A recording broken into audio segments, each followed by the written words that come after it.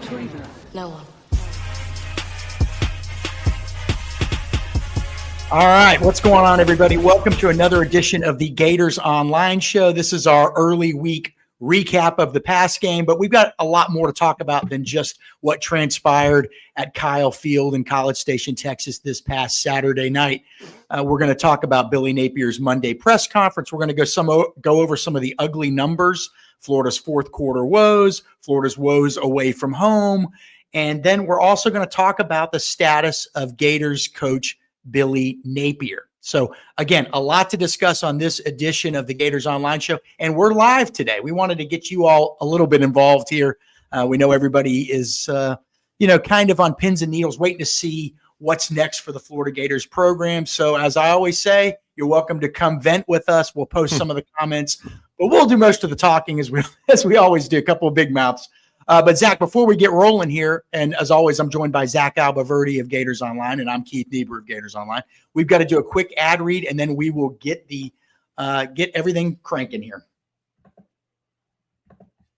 All right, I want to give a shout out to start the show to Game Time.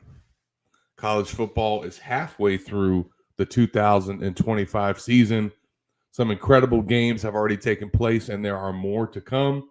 And there's nothing better than being in the stands for the action. But as you all know, sometimes getting your hands on tickets can be tough. Well, the Game Time app gives the advantage back to the fans. It's the hack for unlocking amazing tickets and experiences in a few taps. It's incredibly easy to use, and the Game Time guarantee means you'll trust that you're going to get 100% authentic tickets on time and at the best price. Plus, fees are always included, so what you see is what you pay. There's no surprise fees at checkout, and you can get college football tickets for as low as $25. So take the guesswork out of buying tickets with Game Time. Download the Game Time app, create an account, and use the code ON3 for $20 off your first purchase. Terms apply. Again, create an account, use the redeem code ON3, that's ON and the number 3 for $20 off. Swipe, tap, ticket, go download the Game Time app today. All right. I promise everybody we are going to get into, give you our thoughts on the situation with Billy Napier, just how hot his seat is, what all of this means right now with Billy being 21 and 23 as Gators coach. But before we do that, we've got to kind of take a quick look at the game that was just played. We always do this. It's somewhat therapeutic, hopefully, for some of you, just to kind of let it all out. But again, Zach, another game where Florida was in the hunt in the fourth quarter. Okay. So Florida has lost three straight road games against ranked teams this season, did beat ranked Texas at home, but in all of these losses, and then including the loss to USF at home, all these games were there for the taking. So it's a few minutes into the fourth quarter Saturday night at Kyle Field, Florida's down only 24-17, and there's a key fourth down, which was really ended up being the play of the game. Florida's still in the game. They make this play. They could go down, score, kick a field goal, score a touchdown. It's even closer, right? Closer or tied. But they failed to convert on that play. And in Monday's press conference with Billy Napier, you asked Billy about that play, and what did he tell you? Because it didn't work. Yeah, it was a play that it sounds like he regrets, that he wishes he maybe had played differently. And I think the most revealing thing about that was an example that he gave of when it was beneficial for Florida to punt in that situation. But I think the other thing that probably bothered fans to hear his response and hear his thinking was the two-down approach. He was obviously trying to set up a fourth and short or try to catch them slip in and get the first down on third down by calling a run play, and it went nowhere. It went up the middle to Jaden Ball. I think that going back and rewatching it, there may have been an opportunity for him to be able to get the first down or at least pick up some more yards, but he did not hit the hole the right way. So it left Florida with 4th and 6. And at that moment, it's a 13-minute game. You're down 7. Your defense has just got, I want to say, 3 or 4 3-and-outs in their last few possessions. They had just allowed a drive for A&M deep into UF territory, and then they threw the pick to Jordan Castell. So they had moved the ball. I can understand obviously some thinking of going for it, given the situation, given that maybe Billy thought that might be Florida's best chance to score the rest of the game, and it ended up being their best chance to score. But last year against Ole Miss, same situation, not trailing, but it was a tie game, and it was a 4th and short, not a 4th and 6, but they were at midfield, and they decided to punt it. And they pinned Ole Miss at the 9-yard line. They went 3 and out, and then Florida had a 4-play, 67-yard touchdown drive to win the game with the Montrell Johnson on the Wildcat play.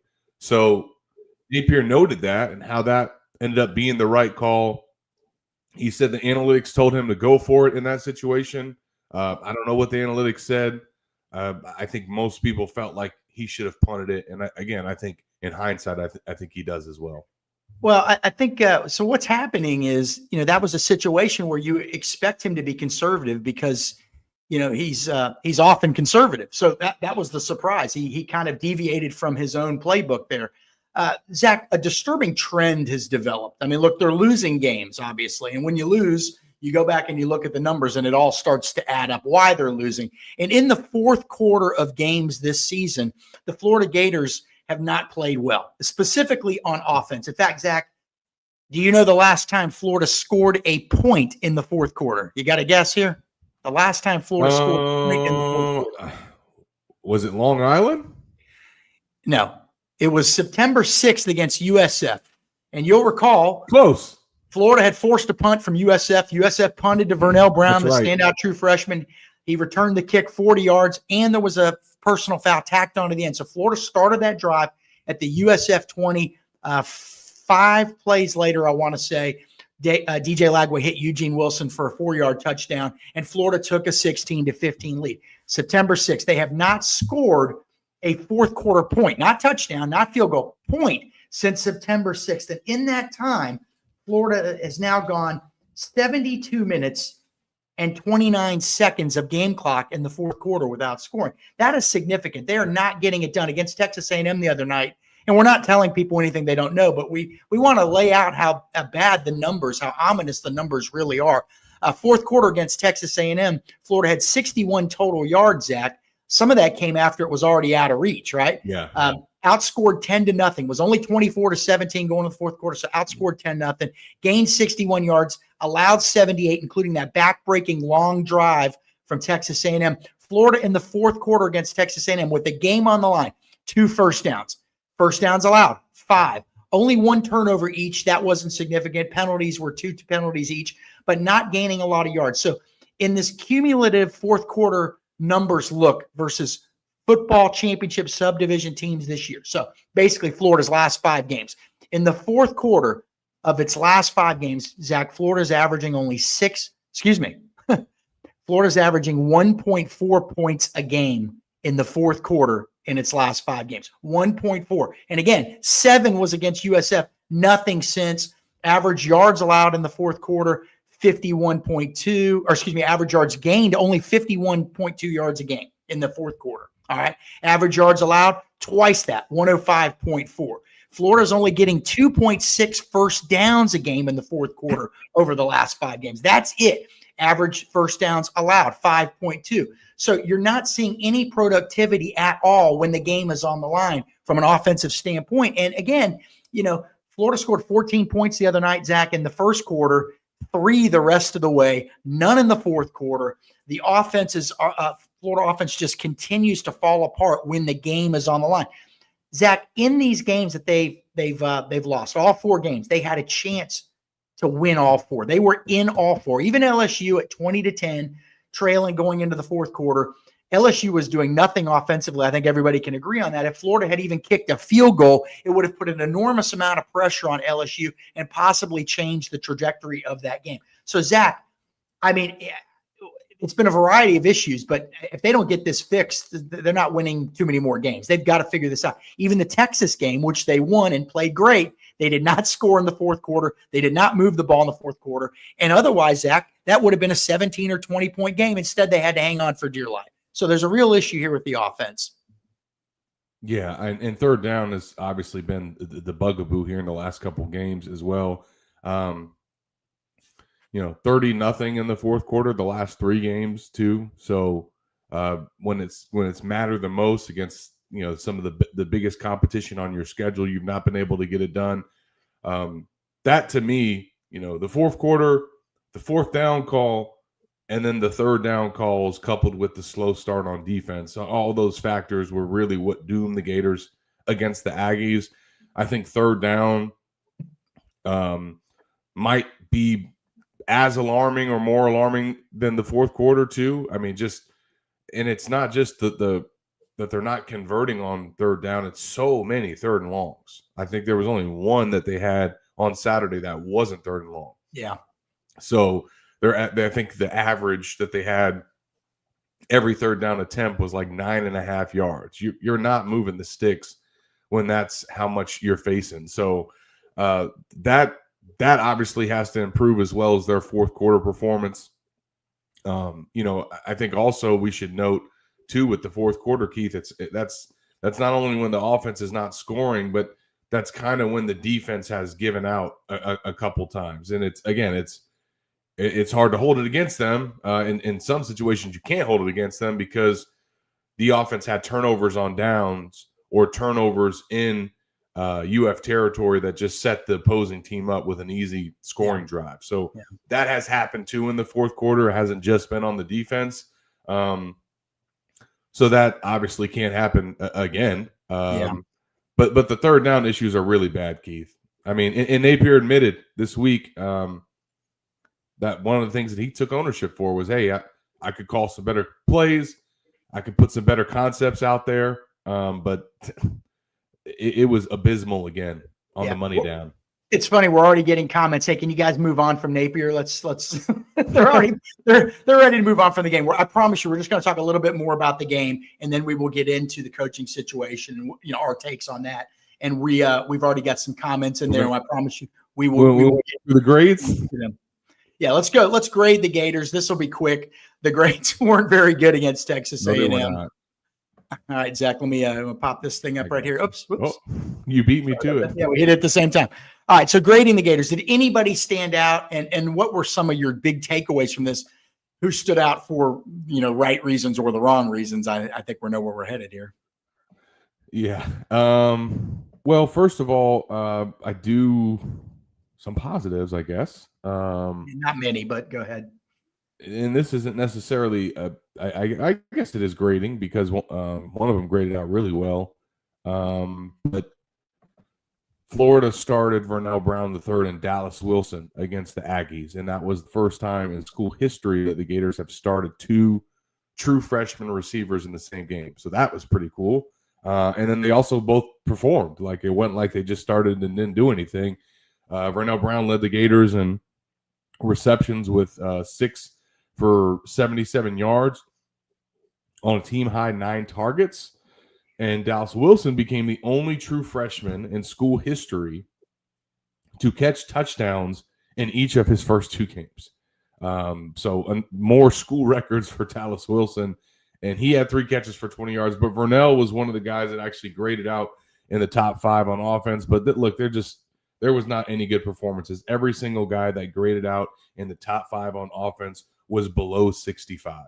So it's even hard to tout them. I mean, they all were in the 60s, but the top guy was J. Michael Sturdivant at 64.9. So, like I said, you want to see the grades for your team and for players be in the 70 range, and if they had a good game, it'd be in the 80 range. So Florida did not have that on offense, and it should be noted that Austin Barber, unsurprisingly, had the lowest grade. Let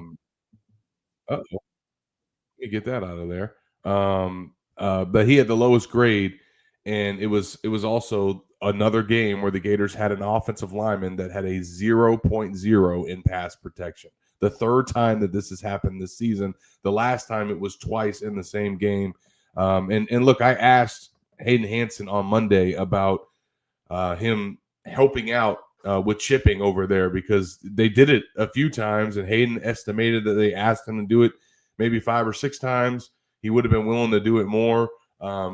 but it was just a very tough matchup for Austin Barber, and the grades reflect that. On defense, Aaron Childs had a great game. Aaron Childs and Miles Graham, they both graded out above 75. Aaron Childs had a 79.2, led the Gators with 9 tackles. That tripled his previous career high, and he had his highest PFF grade of the season and an 81.8 tackling grade. So that was a bright spot. Aaron Childs for sure. Miles Graham, this is the 4th time in 6 games that he's graded out in the top 5 on defense. I mean, the guy is just consistent. He's been one of Florida's best players. And then the other guys that were in the top 5 on defense were Devin Moore, Cameron James, who met with the media this week. He had a season-high 6 tackles. And then Brendan Bett, who had career-high 7 tackles. Interestingly enough, Eugene Wilson was the lowest-graded player on offense last week. He's in the top 5 this week. Brendan Bett was the lowest-graded player on defense last week. He was in the top 5 this week. So those are the positives. Not a lot of other notables on defense, but that's what the grades were. Well, and those grades individually, you mentioned a guy being high one week, low the next, and vice versa. Sometimes that's reflective of the matchups, obviously. However, if you're a Florida fan, you're thinking, why can't it be more like this? Why can't there just be more consistency? And again, that's reflected in the team's record. Some guys are doing this. Austin Barber's had decent games this year, but he's also had 2 awful games this year, and they, quite frankly, didn't win those games. So and then overall, Florida's team grade was 69 or 61.9. They graded out 70 on defense and 53 on offense. So I think Zach, before you were born, there was a Peach Bowl where Florida lost to West Virginia like 26-6. Just an awful game. They played it outside in Atlanta. It was like cold. There might have even been some flurries that day. Disgusting game. They got back to Gainesville, and Charlie Pell, then Florida's coach, buried the game film on the practice field. And I think that's probably what Florida should do with this last game film, because outside of the first quarter, there really wasn't much that they could hang their hats on. And by the way, one interesting note on that West Virginia team in 1981 that beat Florida was a backup quarterback by the name of Curt Cignetti, who is Indiana's head football coach. So there's always ties in college football, but we're going to bury that game film ourselves and move on to the next topic, Zach. And again, this is what everybody that was a nice transition. Great transition. That was elite. That was elite. This is what everybody wants to know. How hot is Billy Napier's seat? I think everybody can agree that it's very warm. It just might be the differences might be, okay, what does he need to survive? One, can he survive? That would be another question. Is there anything he can do? And then if Florida is going to pull the plug on this experiment, when might it be? So first of all, Zach, just your overall thoughts. You've covered this program for many years. How hot? You're on the inside here. You're in that. You see it every day. You were over there yesterday. How hot is that seat right now? Well, before I get into the hotness, I'm going to get into another ad read. Oh, man. I'm going to make them wait. Another minute. J.R. Ewing gets shot, and they make people wait the whole offseason to find out who shot him. But go ahead. Well, at least this is the ad read that I'm going with. It's quick, and I think that Florida fans will appreciate it because college football season has officially kicked off, and college football season is Modelo season. If you're listening to this right now, it means it's time for a reward. Reward your full-time fandom with an ice cold Modelo. Modelo is the official beer sponsor of the college football playoff. Gator Nation, you deserve a Modelo. And yes, you do. I think Billy Napier probably had a few Modelos after that last game. I think he and a lot of other in Gator Nation did. But yeah. What was the question you asked me? Yeah, how hot is it's right there below us? How hot is Billy Napier's seat? I mean, it's all anybody's really talking about right now. We just have to talk about the game before we can get to this. But you tell me, Zach, where are things sitting right now? And I'll give you my take. Yeah, well, for context, I've covered every coach since Urban Meyer, every UF coach since Urban Meyer. So I've seen this before. It is certainly the hottest that it's ever been for Billy. I don't know if you could say it was hotter than Mullen or hotter than Muschamp. McElwain, it was weird because McElwain never it never boiled over to that point. It just kind of happened in a couple of weeks.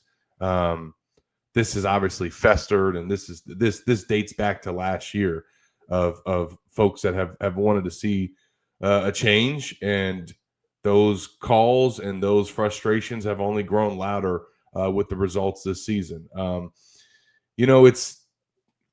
It's obviously I think the writing is on the wall here. The results are what they are, and the record is what it is. And can he turn it around and win 6 straight and go 8-4? I mean, I guess it's a possibility. The likelihood of that is very low. I think, as we talked about last year, there's a threshold that he's had to hit in terms of losses that I think once he gets to, he can't come back from. But it is unfortunate for him that Florida played 4 top 10 teams in a row for the first time in a regular season any college football team has done since 1969. That's a tough slate, and obviously he wasn't able to handle it. He won one of those games, and it was at home, and then he lost on the road to 3 top 5 teams at night in games where it was a 1-score game in the fourth quarter. I also think what I just said is probably why he hadn't been fired yet, is because the Gators have been competitive in these games and had a chance to win. At the same time, the fact that Florida was in 1-score games on the road against top 5 teams shows you that they have talent and shows you that they were capable of winning each one of these games. And the fact that they didn't is why fans are so frustrated with Billy and are demanding a change now more than ever. All right, Zach. So a couple of numbers here, a few numbers. Billy Napier, we always update his record, 21-23 at Florida. Even Doug Dickey was above 500. Ron Zook was well above 500. So the below 500 part is really a sticking point with so many people. At home, 5-3 versus ranked opponents. Okay, respectable. And 3 straight wins too, by the way. Right, that's right. On the road versus ranked teams. Not the same. Road game. Yeah, not the same. True road games, 0-10. If you factor in neutral site games, that's 3 against Georgia and 1 versus a ranked Oregon State team in his first season in a bowl game, 0-14. So 5-3 at the Swamp against ranked teams, 0-14 in games against ranked teams, not at the Swamp. You think you would just get lucky once in a while. You think you could just, by the other team, maybe not be lucky, but it hasn't happened. And at some point, again, the unevenness is one thing, but then when you factor in the schedule, you got and then the record. You got to beat some of those teams. The record versus the rivals too. That's also the record versus the rivals. You've got to beat some of these teams. And record versus the rivals. A few of those wins were against ranked teams, but one of them against LSU, I think, might have been when LSU wasn't. I can't remember, but there's really no number that Billy Napier and his program can hang its hat on right now. Not a single number where you say, okay, that's solid. That's something that they can build on. There isn't one, unfortunately, for him. He's talked about that the road disparities because, hey, look, they're good teams. It's on the road. There's noisy. There's environment, all that stuff. But you have to win some of them. Everybody expects them. And I will say credit to DJ Lagway and Miles Graham. They didn't want to hear that after the game. Yeah. They didn't want to hear, we played 3 top 5 teams on the road, and that's why, that factors into why we've lost. They did not want to hear that. I mean, ultimately, your schedule is your schedule. And I want to remind everybody, we're going to take some questions here in a little bit. But so those marks are interesting. Zach, there is some opinion out there that if Billy Napier loses this weekend or whatever the next loss is, that might be when Florida decides to move on. But there also are other people who say and think, and this is just their opinions because we all know Scott Strickland, Florida's athletic director, keeps things very close to the vest. Speaking of, real quick, Matthew, this is not true. Just so you know. All right. What was my thought here? About Strickland. Okay. Yeah, you killed me there, Zach. So no, there's some thought that, hey, next loss, but there are other people who think, listen, you don't have to wait for a loss to get rid of somebody, right? Potentially, let's say, for argument's sake, you could do it after the Mississippi State game. You've got a week off, an open week, then you play Georgia. Maybe that's the right time, win or lose. And there is precedent for this. Back in 2023, Zach, and people may remember this, Texas A&M fired Jimbo Fisher and ate his $77 million buyout. He was 6-4. They had just played their 10th game. He won the game against Mississippi State. Big, and was fired the next day after a win over Mississippi State, who Florida plays this weekend. Okay. So it doesn't necessarily have to be after a loss. Most people tend to think that's probably the way to go. But once you feel like you've maybe made the decision and have moved on, then it becomes a matter of timing. So it's something certainly we're going to be watching. Zach, I tend to think it would probably happen after a loss. But when you think about this Jimbo Fisher situation, it makes you realize that nothing really can be ruled out. Any thoughts on that? Yeah, the thing that I'm not sure about with that scenario that you just mentioned, and even the thought of the bye week change, is I'm still not sure, and I'm certainly not necessarily expecting or convinced that Napier won't finish out the season even after that news has come out. If Florida announces that they are making a change after this football season, I still think that there is a likelihood that Napier finishes out the season, a la Ron Zook, a la Will Muschamp. So I'm not saying that also won't, can't happen. I think that there is, I guess, a chance that they make an interim coach, and we got a question about that we'll get to in a second. But I think that it's more likely that he stays on the rest of the season and finishes out the year, even after they've already come out and publicly said that he won't be back in 2026. So I just think the news to come out there and announce it, I think would make fans happy. But I think that you only can somebody after a win if you want to put an interim in place and you want to get that guy out of there. Like I don't want to say it's a toxic situation, but it's a bad situation. He can't continue to be the head coach. They need to just get him out of the building. That's not where Billy Napier is at. It's not like, he and Scott are meeting every week. I wrote about it yesterday at Gators Online. There's no tension right there. So unless they think that there's somebody on the staff that can do a better job the rest of the season, I'm not sure that they won't let Billy finish out the year, even if they've come out and publicly said, hey, he's done. Yeah, I'm a little mixed on that too, because I think if you let him finish, you then have preconditions. We'll let you finish, but you are not in charge of the offense anymore. Maybe something along those lines. Yeah, I don't know. Because I think there is going to be some clamoring if the change is made and when the change is made. I think it's going to happen. I'll be honest. I personally don't know how he can dig his way out of this situation. You could say, okay, they could win the rest of their games, but I don't know that they would let him even get that far. We'll see. But go ahead, Zach. My thought, my expectation is one more game, one more loss. I go back to what I said the last show. If you would have said before the season that a 7-5 record for Florida, I think most would have said that that's unacceptable. Not necessarily fireable. Maybe some would have said that, but 7-5 with the expectations of this team, with the roster that they had coming back, I think almost everybody in Gator Nation said that they need to go 9-3, 8-4 at worst. I think 7-5 is where you start losing folks. Yeah. So to me, I think that fifth game is when it's going to happen, Keith, or when it could happen, should I say?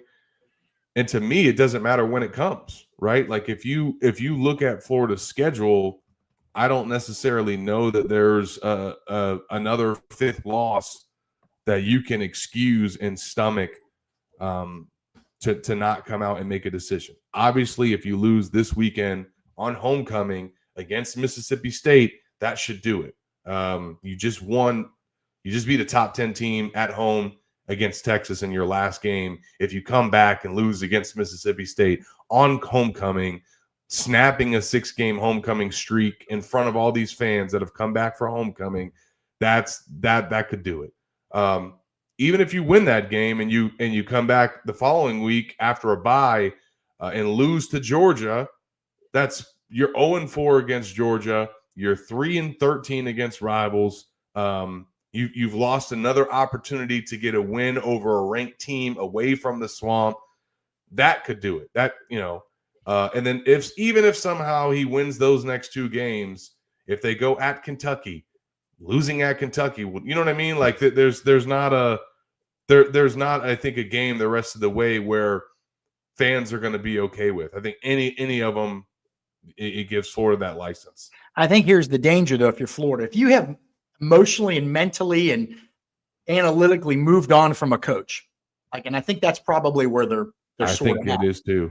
Yeah, but if you're there and Florida beats Mississippi State, probably going to beat Mississippi State. You would think 8-point favorite, 8-9-point favorite.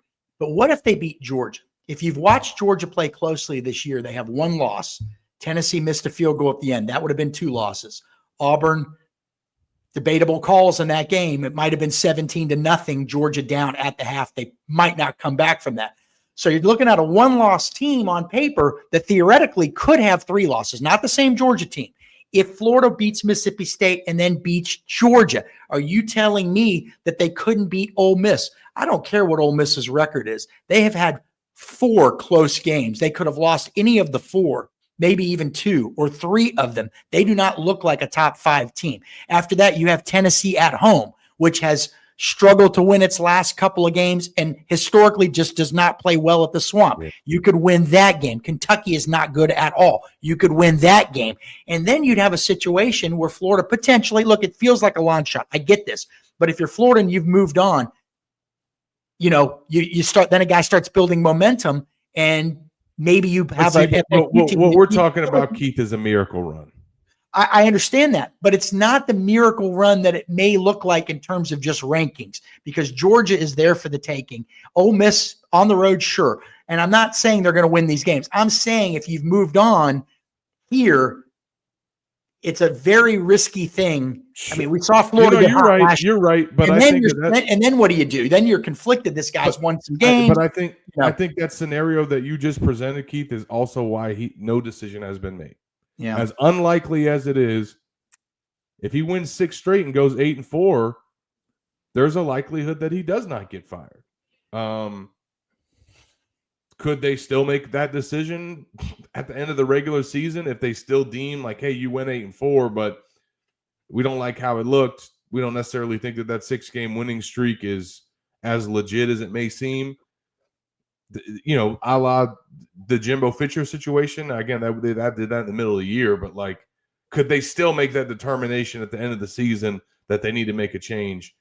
I guess so. But to your point, I find that it would be a hard time for them to do that if he somehow reels off 6 wins in a row to finish with 8. Again, yeah. I don't see that. I don't think they see that. And I just think it's a matter of time, and that's kind of the approach that they're taking. We had a comment. Where's it at? Yeah, this is a good comment here from Ben. Whenever something were to happen is not going to affect the timeline of when Florida would start working on its next coach. You can bet your bottom dollar that they've already started that betting process. Yeah. So, I think my only point, Zach, was that if you've already moved on, you don't want to give a guy a chance to regain the momentum. Correct. Which is why that's the only reason I don't rule out a change maybe being made even after a win, to be honest with you. No, we will see. Hey, I want to ask you one thing before we start taking all these questions, Zach. Scott Strickland has been real quiet. There haven't been any public comments. He's not doing press conferences. I'm not surprised by that, and I know you're not either. But it is sort of telling, isn't it, in a way? I mean, people want him to come out and say something, and I think the fact that he hasn't kind of says a lot. By saying nothing. Okay, what's your thoughts there? Yeah. I mean, the only thing that he can say publicly is to show support for his coach, which is what he did last year, and I believe what he has done in the past. It's not like he's not talking to the media. Like, we see him every Monday at the press conference. By the way, he's there every Monday at the press conference. It wasn't just this week. And we go over there and talk to him, and we can ask him things, but he's not going to publicly give an interview on the record in the midst of a season where his coach is on the hot seat to say anything other than public support or a vote of confidence. Obviously, he did last year. The fact that isn't doing it and isn't going out of his way to do it, like you said, Keith, is telling. Yes, 100%. I mean, that speaks volumes right there. And I think that people that are familiar with how this stuff works and his standing now with the UAA, the fact that he's got a contract extension and he just won a national championship with his basketball hire, I think that Scott doesn't have any reservations about making a change and getting this process going. And I think the fact that he hasn't publicly said anything about Billy or been willing to talk about where things stand with his job security says a lot. All right, let's get into some questions, and we've got a lot of them, Zach. So we will start at the top here. If I can figure out how to scroll, it's this back end. Okay. All right. Thoughts on? Oops. Oh, we'll go with him first since he got the. Okay. Thoughts on Billy Napier making any change on the offensive side of the ball, potentially firing certain coaches as a last-ditch effort? Like Zach, in season, no. In season, no. But I mean, I think that I think we've mentioned it before, but like if he somehow miraculously went on a miracle run and got to the end of the year, I don't see a scenario where he somehow makes it to 26 without giving up offensive play calling duties. I think that would be a condition of his return. Last year, he was encouraged to do it by Scott Strickland and some boosters. I think if somehow he found a way to come back in 2026, I think he would pretty much be forced to do it. All right, next question. We got a super chat, I believe. Yes, we do got a super Talk chat. Talk about the list, Zach. Napier's old news. What do you got? What are you hearing, Zach? And I'll tell you what I'm hearing too. And obviously, again, we always say this: Scott Strickland moves in silence, but there's a little chatter out there. Yeah, I mentioned earlier the thought or the narrative that Scott Strickland will not consider Lane Kiffin is false. That may have been the case at one point in time, but that's not the case now. So I don't know what that's going to look like with him because of his team and Ole Miss's season and a potential college football playoff run, but he would certainly be on the list. I think Eli Drinkwitz would be on the list. I think Kurt Signetti would be on the list, and I think that Marcus Freeman would be on the list. I think that those four, to me, jump out as far as like names that make sense. I mean, there's one I didn't mention, but I'm not sure, so I guess that's why I didn't mention him first. But James Franklin, I don't know how fans would feel about that. But he's definitely coached in the SEC. He's definitely had a lot of success. He just made the college football playoff. He has his flaws as well, and he was just fired.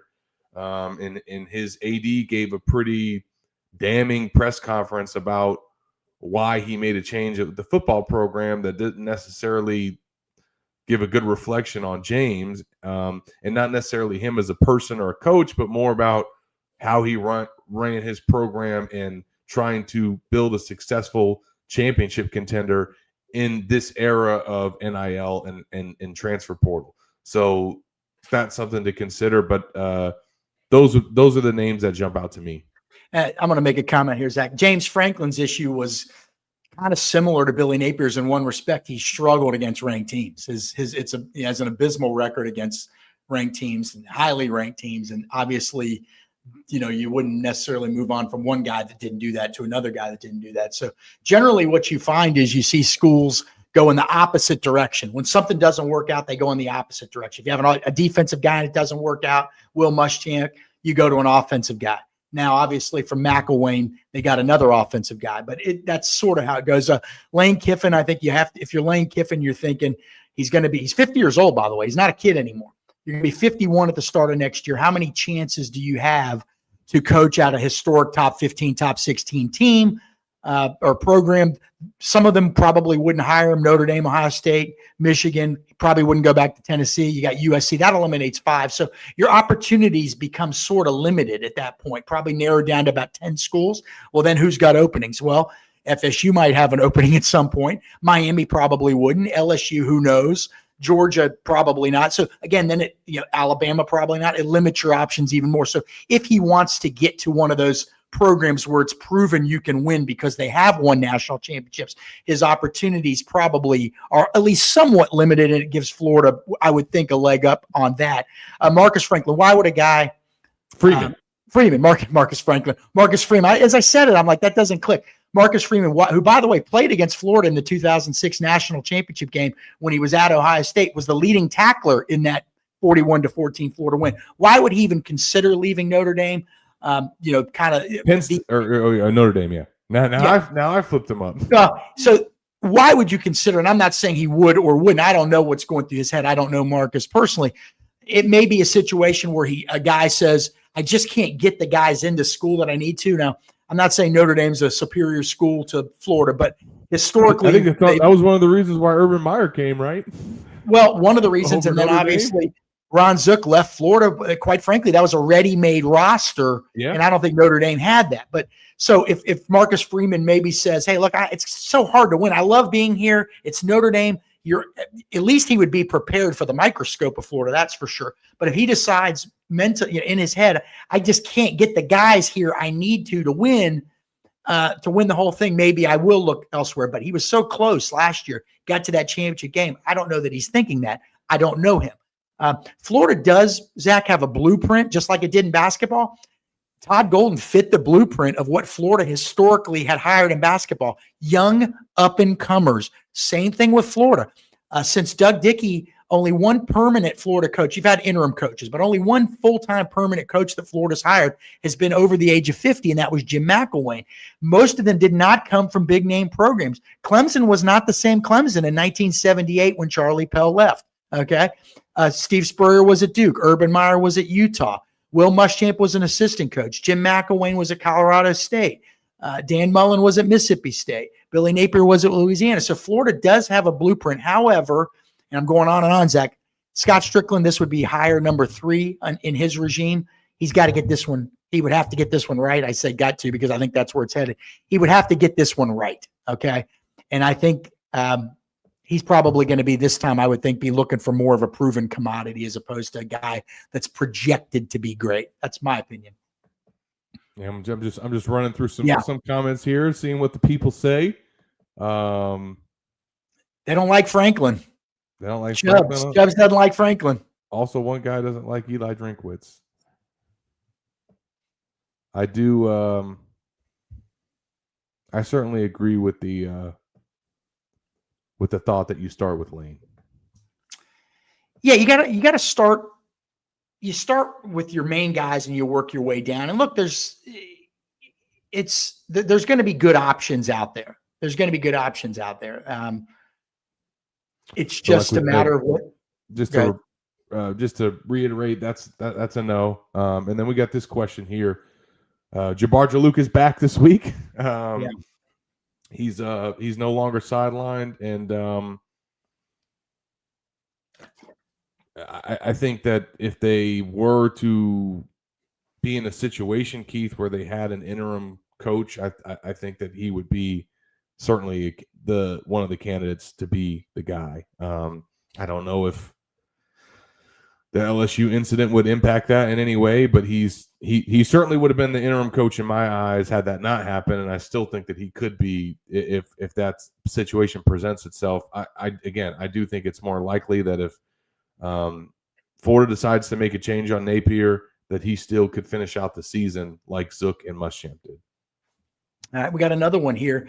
Actually, one for me, believe it or not, but Zach, I want you to take it. How serious is UF about football when you see Penn State fire their coach after reaching the semifinals in the playoff? Does the administration care?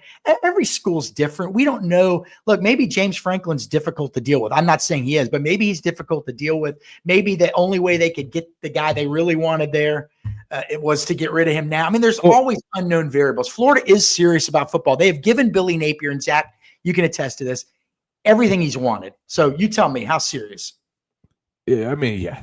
Look, Florida is currently investing more in football than they ever have before, from a staffing standpoint, from a NIL standpoint, from a rev share, obviously, standpoint. Like, and again, I'll go back to that first point, from a staffing standpoint. Like, Napier has been provided countless resources, and the next coach will as well. Every school and every situation and every all the factors that kind of prompt these decisions are different. And I do think it's important to note, as we talk about Penn State specifically, that there is the thought that the Penn State AD is going to go hire Matt Rule, and that's already been decided. He was the AD at Temple and hired Matt Rule, and they were at Temple together for those years before he got the Baylor job. And there is a lot of thought out there that that's the direction that Penn State is going to go. And if it does, and certainly Matt Rule didn't do anything to dispute that on Monday during his press conference. But if that's the direction that they go, that to me makes a situation where you let a coach go after he reached the college football playoff a little bit more understandable, because Penn State's AD got there in 2022. He did not hire James Franklin. He's not been there with him long term. He's not his guy. So if it's a situation which we see across college athletic all the time, where an AD wants to get his guy in there, that might supersede, a college football playoff or some of the other positives that a coach may have going for him, because you care that much about getting your guy in there. I don't think Florida's at that place, certainly, but they are serious about football for sure. Yeah, and different coaching tenures run their course at different times. For some guys, it's 5 years in. Hey, we know what this guy is. It's, for James Franklin, maybe it had run its course. They had a big sample size. I think he'd won one Big Ten title, made it to the playoff last year, nearly beat, I think, Notre Dame in the semifinals. But, good run. But again, the fact that you play two or three good games a year, three tough opponents a year, and generally they were losing two of them. They were getting to 10 wins a lot, but not necessarily. Would it have been 10 wins with Florida's schedule? Probably not. I want to go back to something earlier, Zach. You said that Florida, to you, would probably start with Lane Kiffin. And so you go back historically, Florida's hired some coaches Florida's hired have been big names, and some of them haven't. But generally speaking, they've gotten their first or second option. Billy Napier was option number one. Ron Zook was not option number one. Steve Spurrier was option number one. Charlie Pell was option 1A, maybe, because if people remember or don't remember, Lou Holtz actually, I think, verbally might have even accepted the job. But it was Urban Meyer was option one. Urban Meyer was option one, but it was going to be Charlie Pell or Lou Holtz.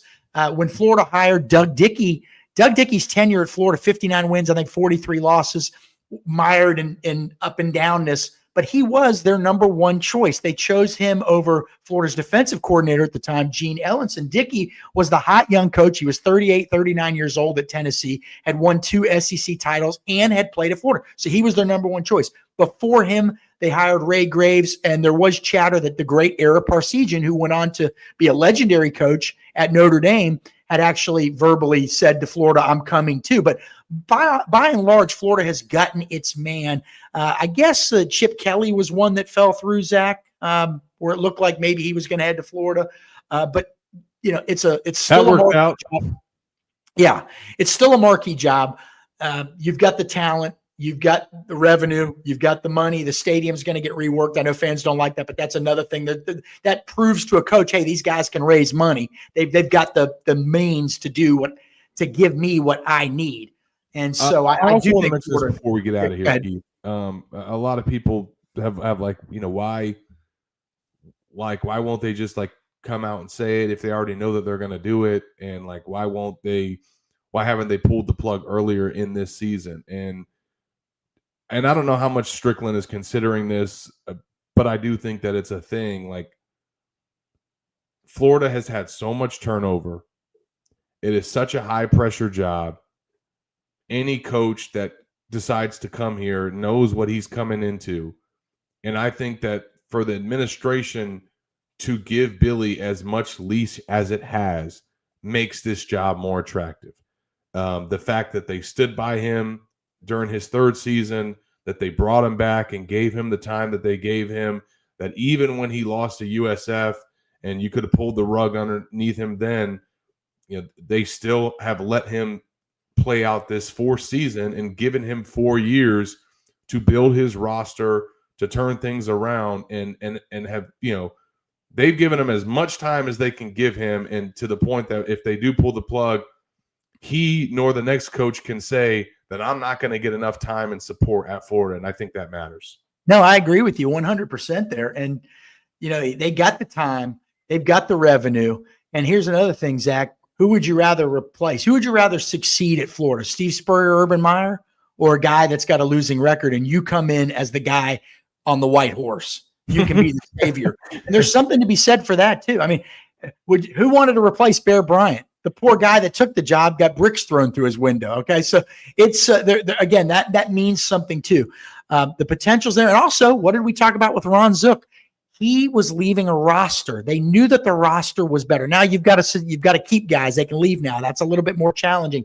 But the roster, if these guys think a good coach is coming in, if Florida makes this move and they think that Coach X is going to be the guy, they're gonna listen. They're gonna ride it out a little bit. They're gonna want to wait and see.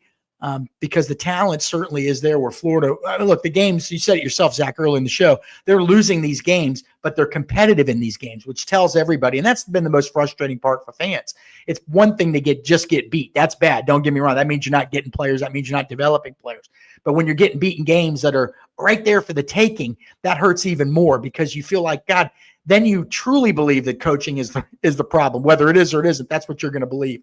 And that's what everybody believes right now. All right. Zach, we done? We're done. We're done. We're going to see where this week takes us. Yeah, I mean, it could go in a number of different directions. I mean, it doesn't seem like this is sort of what the end always starts to look like, unfortunately, for Billy Napier. A guy that you and I both like personally, but you got to win. It's a results-oriented business, and I will credit Billy Napier yesterday. I don't know whether it was you, Zach. Was it you that asked him about what happened at Penn State? No, that was somebody Mark. else. Okay. So Mark Long asked about what happened at Penn State, the firing, and Billy Napier said, this is what we signed up for. So you know what? I'm going to leave it in his words. This is what he signed up for. He knows the deal. You got to win. If you don't, you're not going to be around much longer. That's just the way it works. For Zach Albaverdi, I am Keith Niebuhr. Make sure you hit the like and subscribe button below. We appreciate all of you so much. Go to GatorsOnline.com for more Florida Gators content and the best message board community out there. We've got some great insiders.